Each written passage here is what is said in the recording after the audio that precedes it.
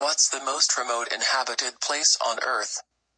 The most remote human settlement on Earth is British, but ironically it is located very far away from the UK or from anywhere.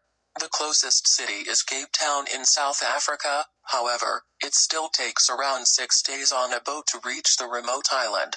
The town is called the Edinburgh of the Seven Seas, which sits on the island of Tristan da Cunha, an active volcanic island in the middle of the South Atlantic Ocean. It is also the capital of the island, and around 244 people reside in this remote place without any worries. The island is one of Britain's 14 overseas territories. The city was named after Prince Alfred, Duke of Edinburgh, the second son of Queen Victoria, in honor of his visit to the island in 1867.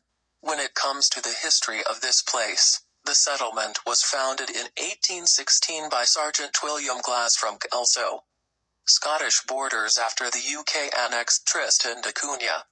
During that time, the English authorities placed some military soldiers to prevent the French from rescuing Napoleon, who was imprisoned on St. Helena for 10 years. Between 1909 and 1919, no ship arrived on the island until HMS Yarmouth visited to inform the inhabitants of the end of the First World War I.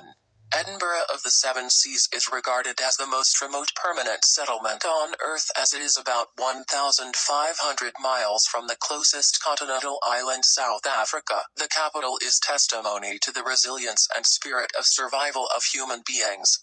Since the place belongs to the UK, all the citizens belong to the British nationality. However, they have their own constitution. There are only 244 residents living in this remote place, and therefore the city has peculiar characteristics, such as people do not catch a cold or any other common disease, and they travel only by boat. The settlement, as the locals call it, lies beneath 800-meter-high cliffs surrounded by the endless expansion of the South Atlantic Ocean.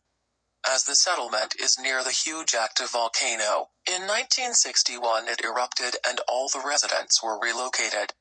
The entire population was moved to the United Kingdom, and 2 years later they returned to their home after Edinburgh of the Seven Seas was rebuilt. All the houses in the remotest town are on the ground floor except for 2 churches, one Catholic and one Anglican. There is also a hospital, a post office, a supermarket, some bars and restaurants, a school, a museum, and a volcanic natural park. The things the place doesn't have is hotels, mobile phone coverage, and the tourism industry. Meanwhile, the internet is available but on very limited bandwidth. Most of the residents are retired and live on a pension, and the remaining ones work in the fish canning factory founded in 1963 or are farmers. Since it is a small island, everybody knows each other, and outsiders are prohibited to buy land and settle in Edinburgh of the Seven Seas. The population has a mixed ancestry where men are European, Scottish, English, Dutch, Italian, except for one American, while the women were mixed. Because of this diverse origin, over decades they developed their own dialect that mixes English with Afrikaans slang and Italian. Until a few years ago, communications with the rest of the world depended on satellite telephones. They did not have live television until 2001. There are hardly any law offenders in the town, and people do not feel any need to lock their doors.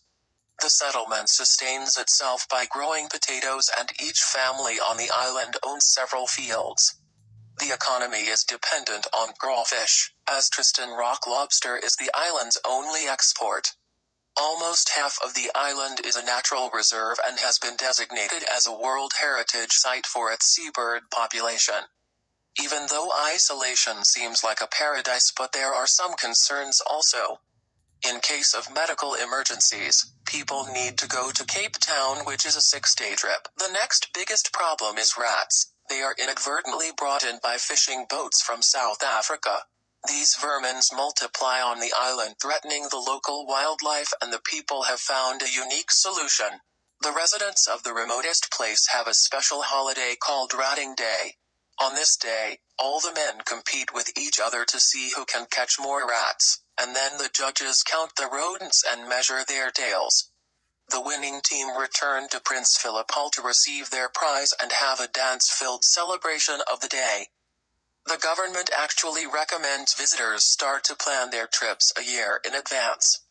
Once visitors have timing ideas, they need to email the secretary to the administrator and provide reasons for their visit and what they hope to do while on the island.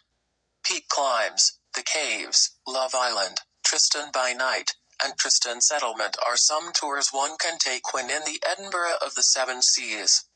The isolated place is peacefully calm and provides a surreal picture which is very captivating for the eyes. If a tourist wants to reach Tristan da Cunha, he cannot go by flight. Instead, he needs to take a boat from Cape Town. As there are no hotels, the visitor needs to take permission from the authorities so that they can find some place for residing.